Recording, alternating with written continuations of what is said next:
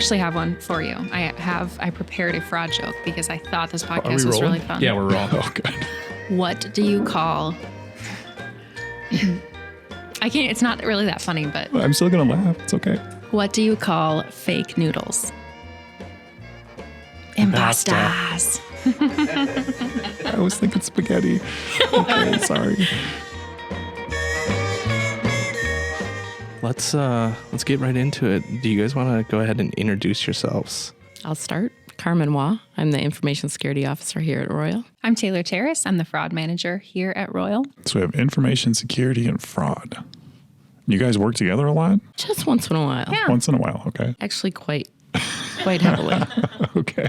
Carmen, can you kind of give me your day-to-day? What does a typical day look like for you? So information security, it's really anything related to electronic data, paper data, and it's about how we're managing it, what new threats are coming along, how we have to change our processes to, just reduce the risk of those threats. What do you love about your job? It's ever changing. There's always something new. It's not still, we're busy.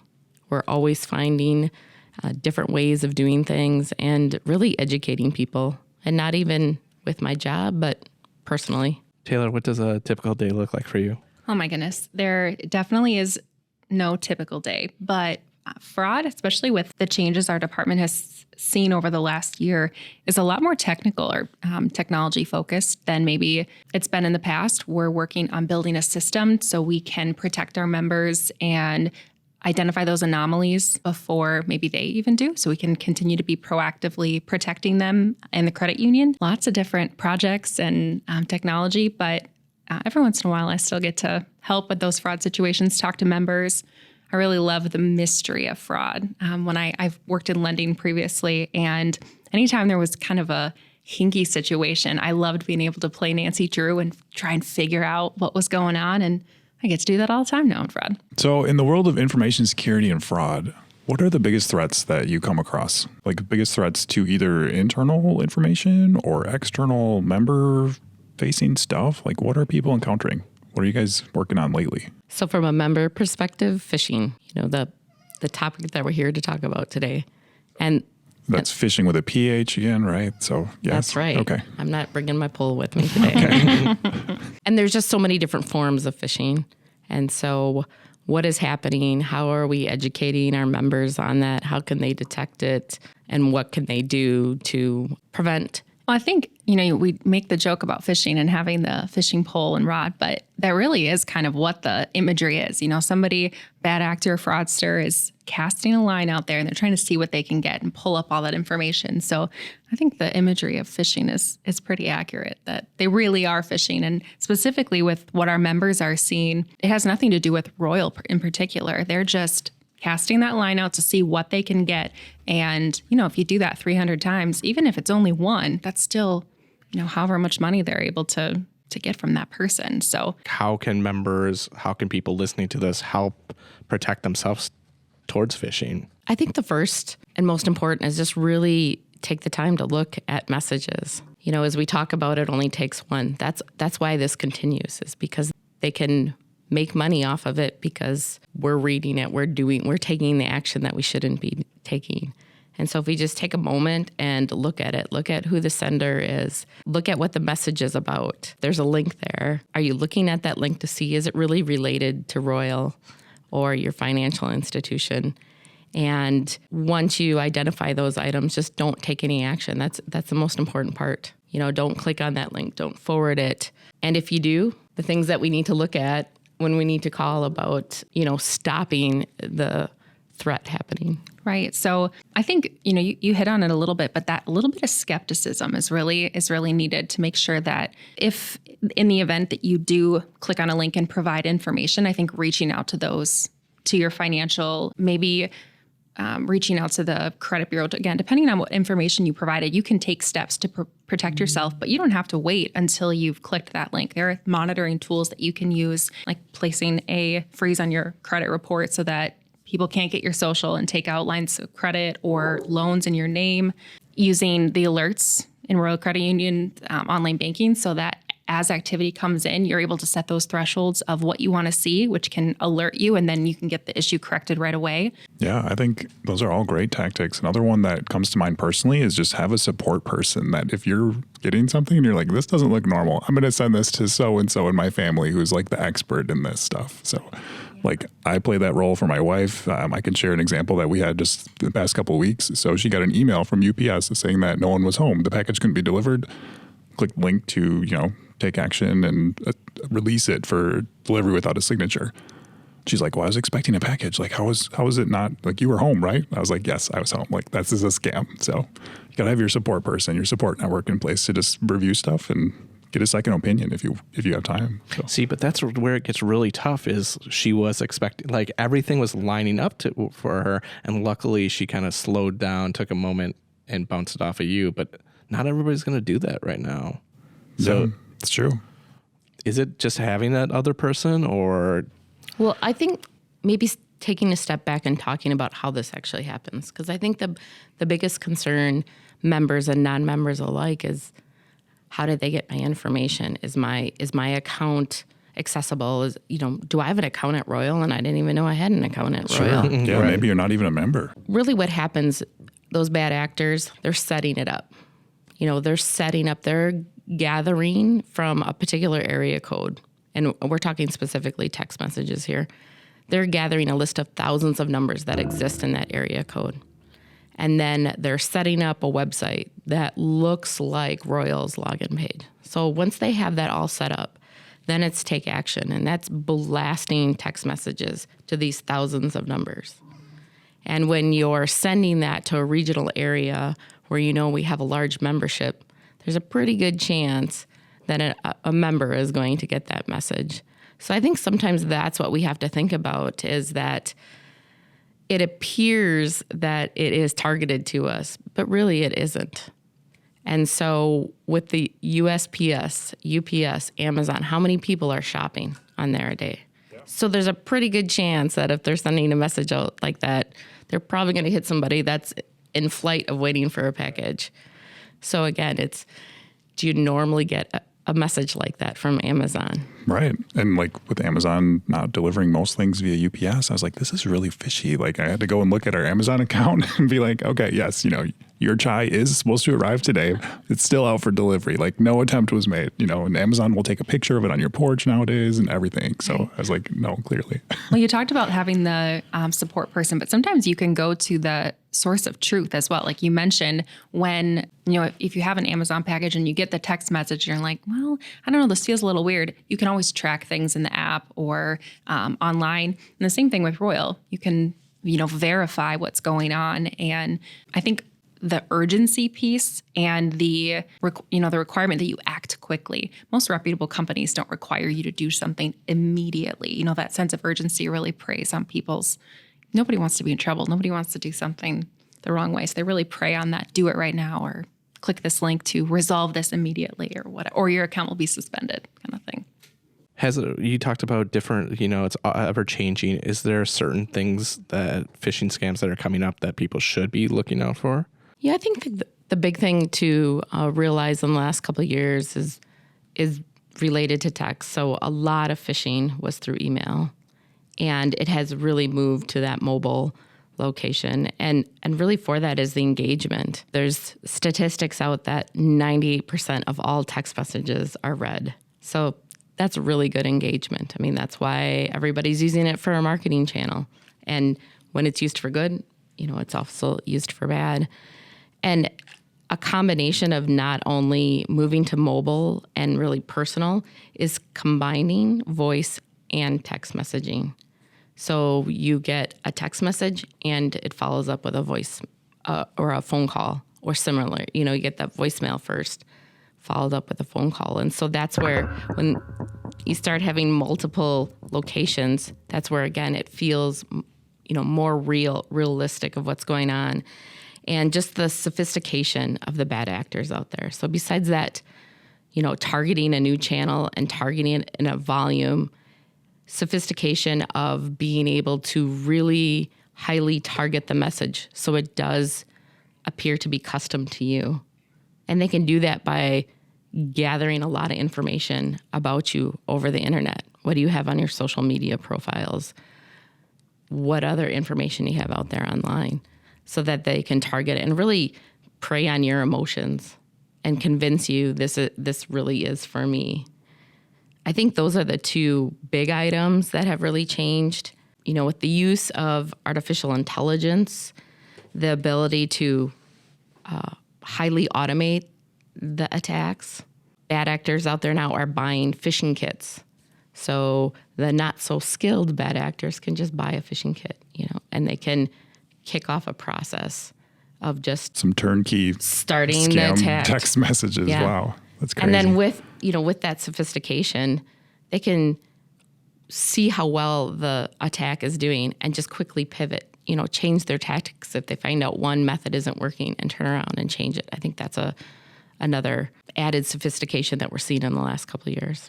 Yeah, and it's not just one group that's learning. I mean, there's all different groups all over the world who have these attacks or these campaigns almost to get information. So, yeah, they learn from not only what's worked in the past, but even as organizations roll out, maybe guidelines on how members should behave, they can adapt that then. Okay, so they won't send you any links. We'll stop sending links, but then we'll follow up with a phone call. So you provide this information over the phone, and it's challenging to combat. Yeah, I mean, that's why I'm reluctant to even ask you things that we wouldn't do, because if you say it, then it kind of gives them a better clue on how to mimic it.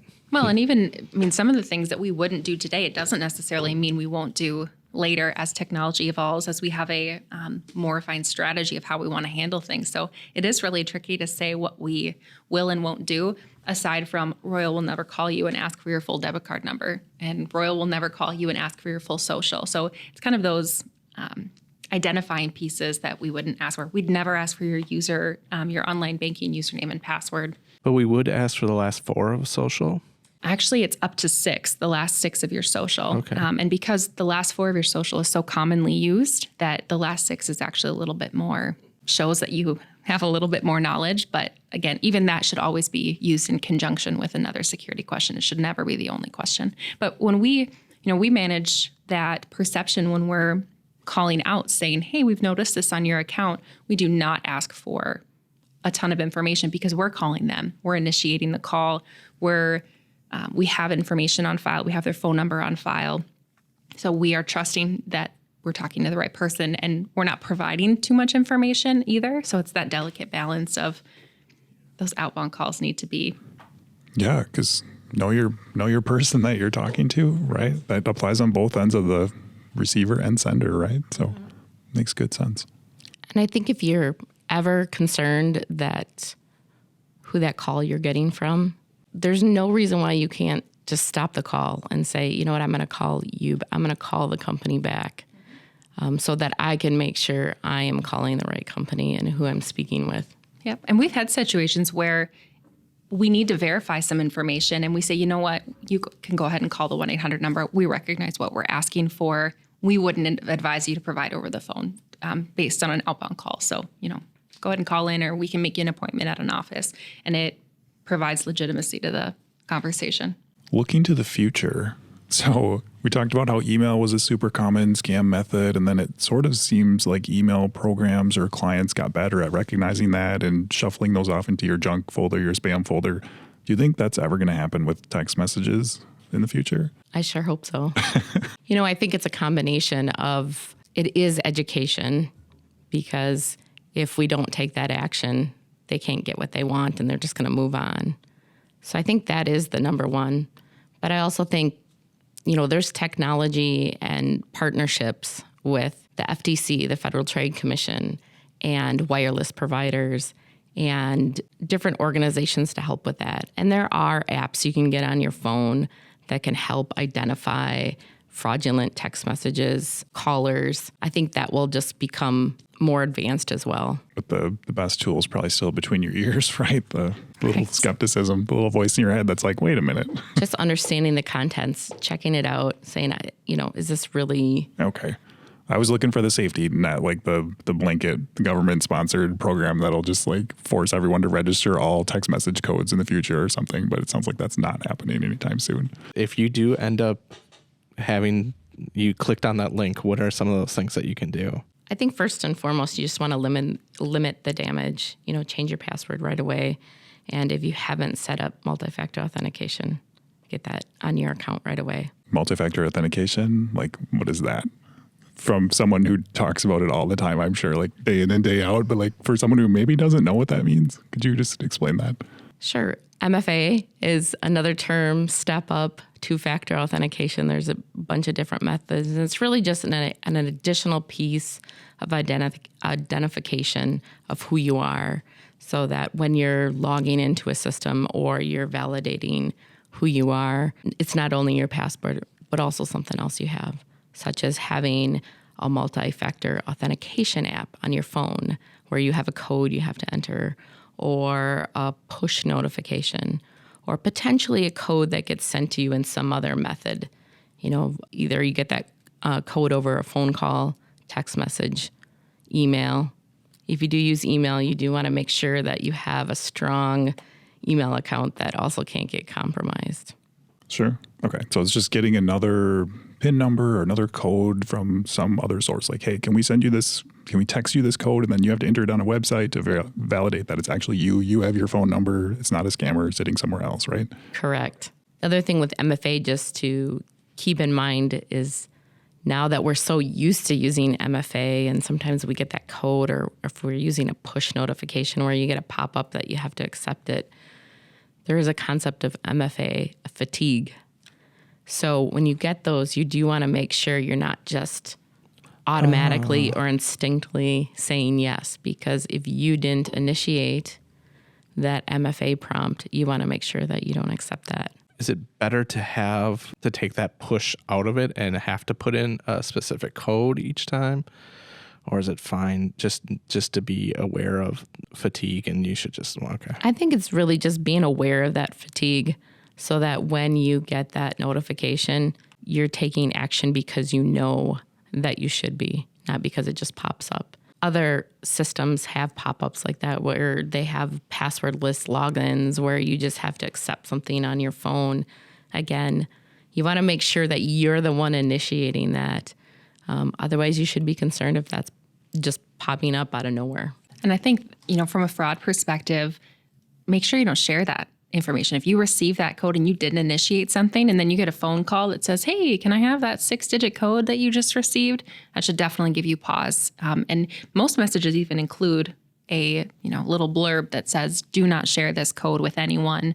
I know for some of the systems we use internally, there's specific information that we should be looking for. Like if we're resetting a password and they send us a push notification, there's specific information that we should be aware of so that you have some more background or context as to why you're receiving it, and then to keep it to yourself.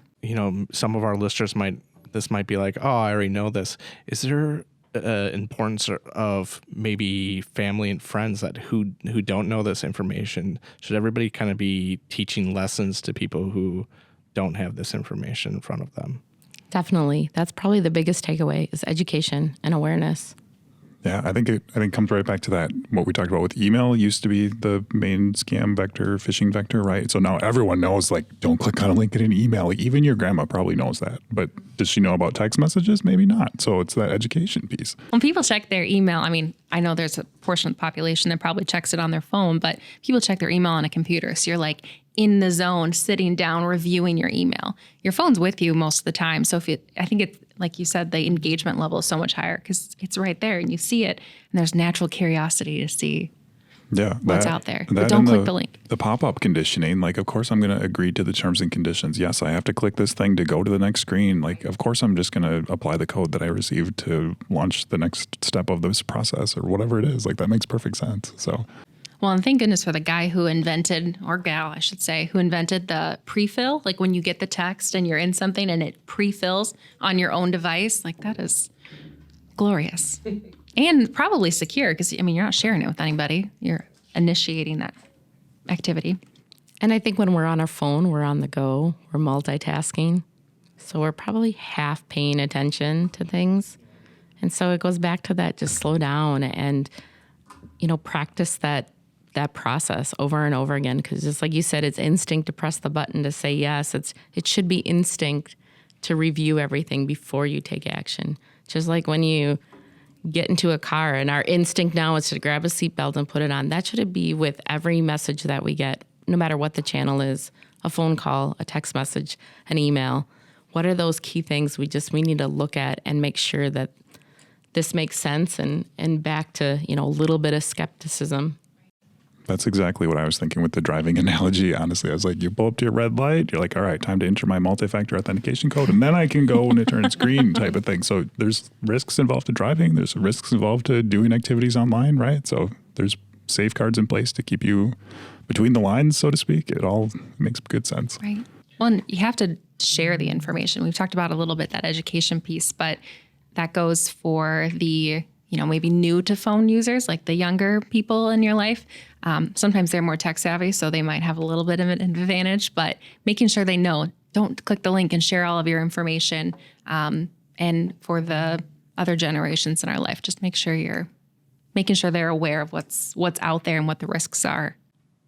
That makes me think that I guarantee there's somebody who's listening to this right now being like, I know all this. I got this. I'm fine. It's never going to happen to me because I am good with this stuff. What would you say to that person? It'll happen. It's just when, right? And so when you do that, what should you do then? And again, I think it's limit the damage. First reset your password, enable multi-factor authentication. And yeah, if they were spoofing or imitating your financials information or their website and you provide information, your first call should be, okay, this is what happened.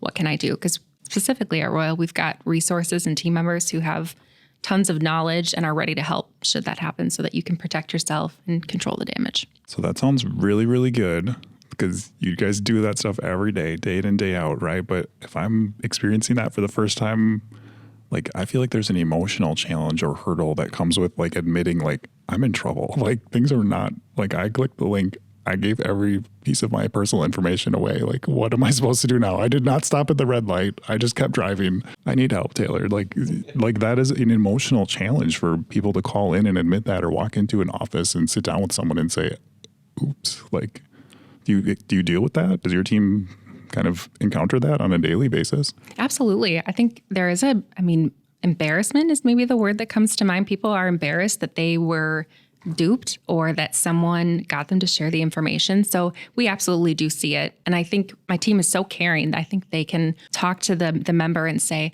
hey, it's okay. You're not alone. This happens and we're here to help.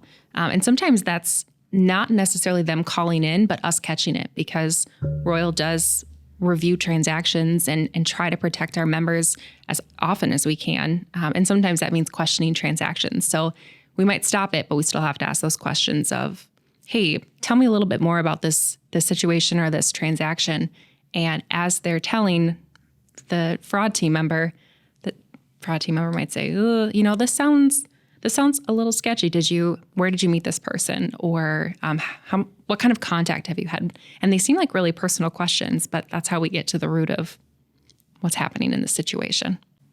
Yeah, and then the stakes just go up from there, right? If it's like we've heard about romance scams, if they're sending money to someone that they believe is in love with them or invested in their future or something like that, right? Absolutely.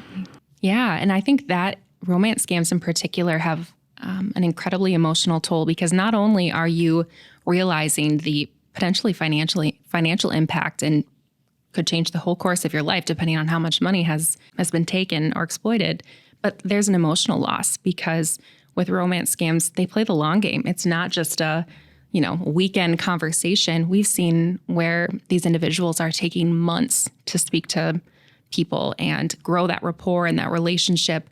And then they start asking for money, and it seems more natural because they have that established connection. And so when someone tells them maybe the reality of the situation, they may not want to believe it because there's the financial toll, but also the emotional loss of that relationship. And they're good. Those bad actors, they're casting a wide net for sure, but that's just somebody being lonely and wanting someone to talk to and them filling that need. Yeah, how do you protect her? How do you protect yourself against that? Well, I was talking to a group of seniors at the Chippewa Falls Senior Center this morning, and one of the things we talked about was checking in with your friends or your family, and just having that.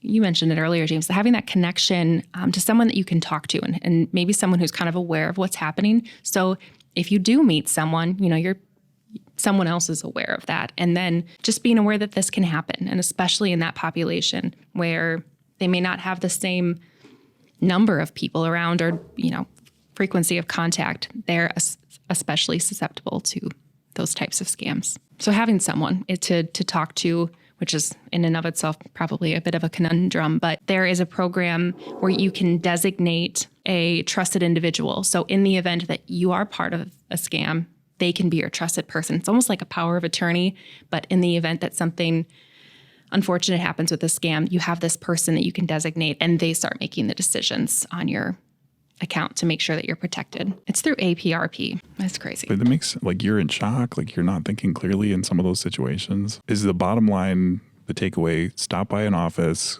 give Royal Credit Union a call if you feel like you gave away some of your financial information. That's the starting point and maybe the ending point, depending on how much information you gave away, right? Yeah, absolutely. I think starting the conversation is important. And then depending on, we can kind of assess what the situation is and go from there. And there's a variety of steps that we can take and a variety of resources available. Unfortunately, scams are very prevalent. So there are a ton of resources that people can use to both protect themselves ahead of time, but also recover should they be involved. Sure. And for that stuff, we're talking about do we need to reissue your payment card with the new number? Do we need to close your account and give you new account numbers? Is there a need for putting a freeze on your credit? Are those typical steps? Is there anything else in that space that you usually see?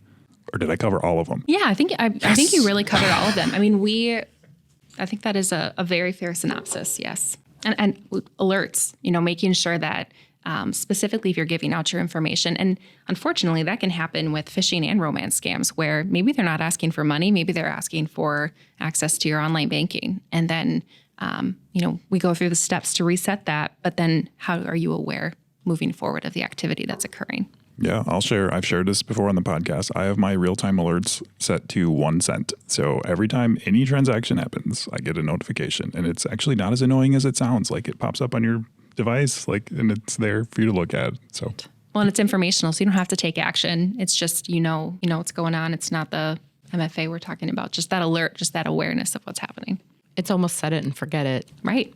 One of those things we tell people is log into your account, look at the activity. But sometimes, that takes time. We forget about it. Setting up those alerts, it's just automatically happening for you. I really do like the alerts. Have you ever caught anything? I just last week actually, and it turned out my wife had taken out some cash from an ATM. Oh. And then I checked my text messages, and she had texted me just before that, don't panic, I'm just stopping at the ATM. So I got the real-time alert before I read her message. And so I was like, I got to look at this. And then I was like, oh, okay. So you really love the alerts more than your wife's text messages is what you're telling me. Apparently, yes. Maybe this is why my husband and I have separate accounts.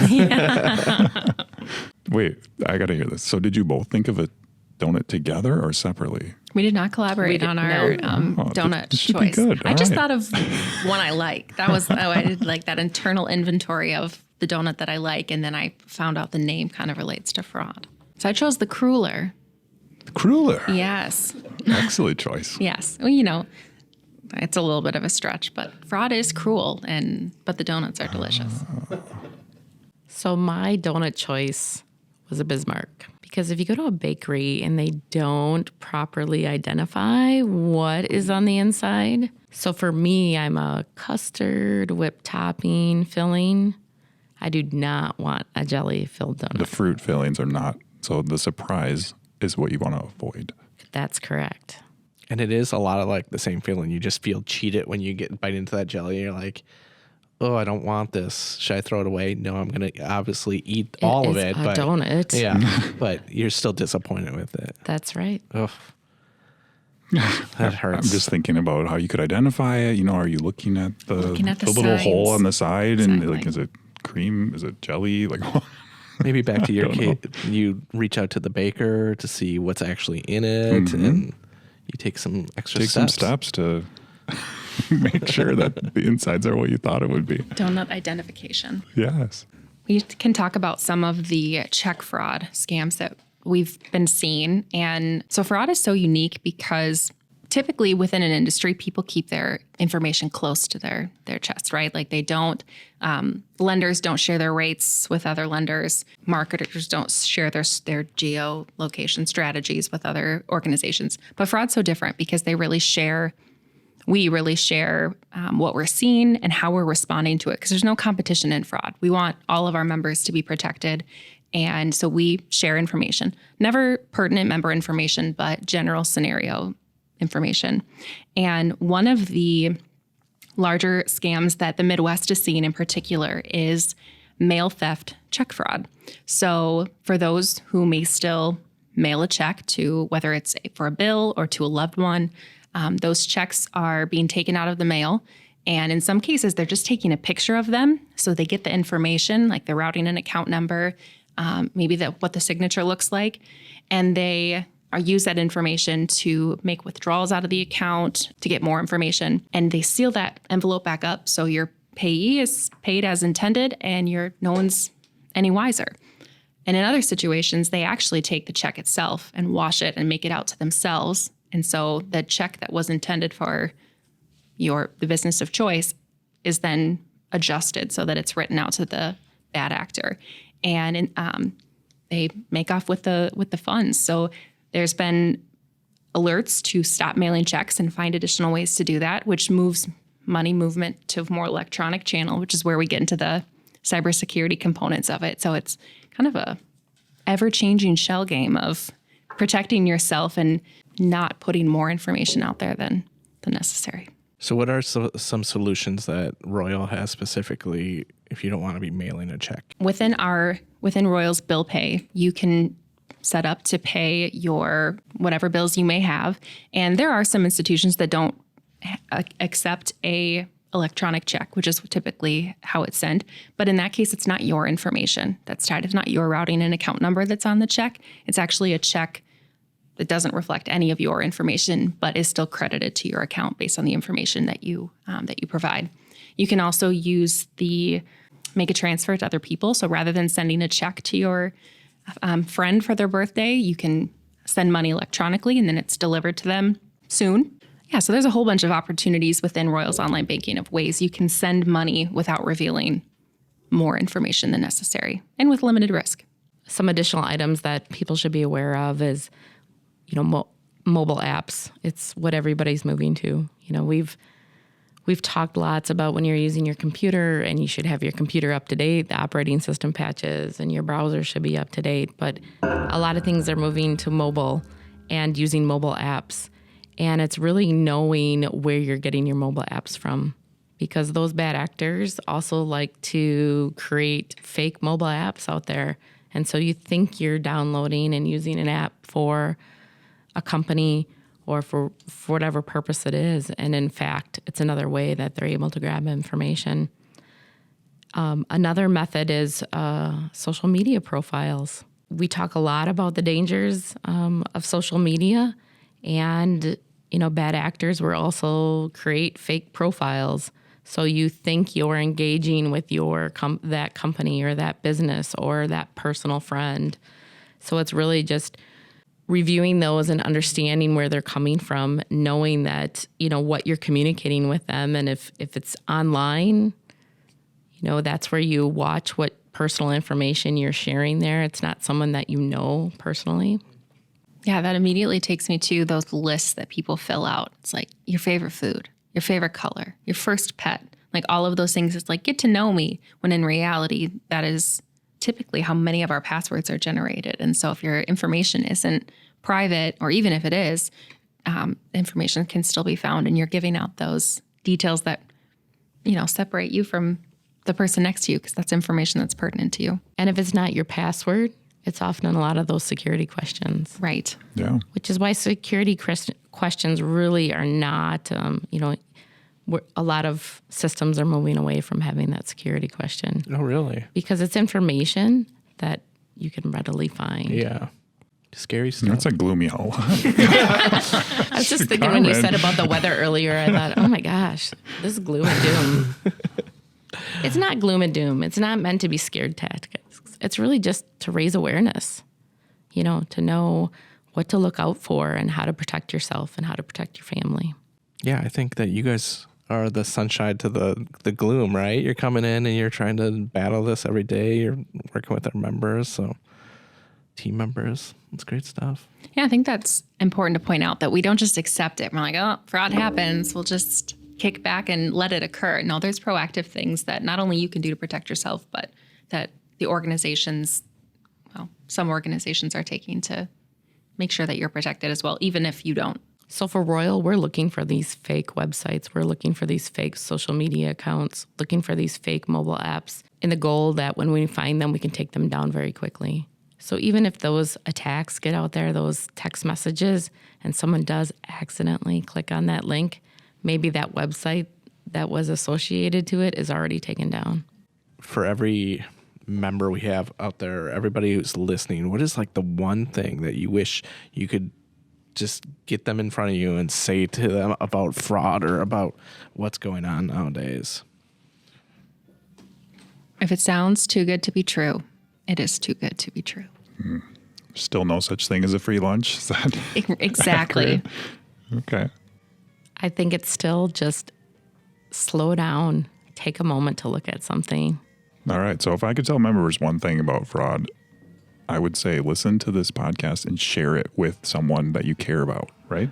I know it goes back to what you said of a person that you can bounce ideas off. You should be that person for somebody else. So if you can share this podcast with them, maybe you're taking the first step in that direction. So I'll make sure I email this podcast to you after I'm done. Oh, thank you, editing it. Steve. Yeah. Support network right there. Yeah. Well, thank you for joining us. We really appreciate that. James, if people like this podcast, what should they do? They should subscribe to it on their favorite podcast platform. Mm-hmm. They can also go and watch more Money Donuts videos and listen to more Money Donuts podcasts. Agreed. So there's more episodes than just this one. And if they really like it, they could even leave a review. Yes. Perfect. Well said. I kind of want to say it over. I kind of stumbled on the review word. I forgot about that part. But that's all right. I'll hold back. Perfect. All right. Thanks. Thank you. Thank you.